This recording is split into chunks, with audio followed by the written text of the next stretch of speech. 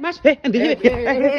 Alon-alon to, alon-alon. Aku ki lho Mas, diomongi tanggoku. Heeh. Apa ngemu nek 1 jutaan wi lho Mas. 1 jutaan. Iya, sing lemari wi lho. 1 jutaan iki tak kei paket 1.500.000. Loh. Oleh barang 5. Malah paket. Paket, Mas. Bayo, Iki lho. akeh men lho apa engko. Sing siji tak kei meja TV iki lho. Heeh. Ukurane 1,50 meter.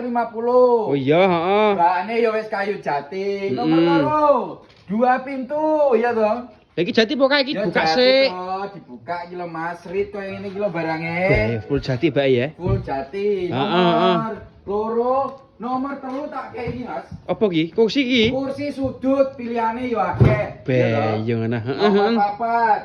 Ki macak bojomu ya to meja Lah rias. iku mosok ngadeg kono maca. Yo ora engko tak kei kursi to. Mana kursine? Nomor papat, nomor 5. Yo. Wih, apa kuwi? Spring bed. Wih, Merek Royal. Ukurannya 160 kali 200. Lah iku karet jerone Ya minggu. ora full pair iki Wih, Mas. aman nanti ya. Aman. Beh. 1.500.000. Heeh. Wes gratis ongkir. Jawa Timur, Jawa Tengah, Madura. Lah bayare piye minggu? Bayarnya ya COD Berarti tanpa DP. Menak ning kene iki. Enak bae ya kene iki ya. Nggih, bonus Mas. Bonus piye? Bantal guling. Cek mbone bantal guling yo. Pakai bantal guling yo an. Yo kok murah men kene iki Mas. Heeh. Cara pesene koyo Iya. biasane mbok geser nganan ngono wi apa mbok tutul, mbok salin wis terhubung mbek aku ning ngisor bioprofil. Oke Mas, cocok ya paket isi rumah 9.500.000 bolo.